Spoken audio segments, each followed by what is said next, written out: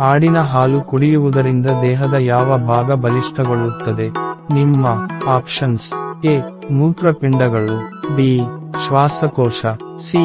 ಯಕೃತ್ತು, D. ಮೂಳೆಗಳು.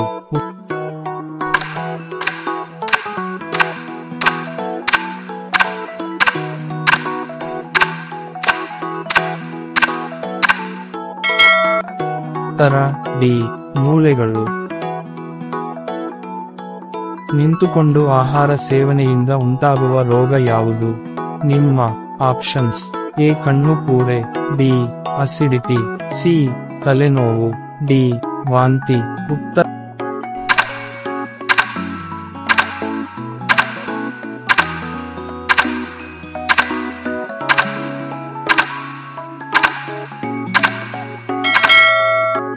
B.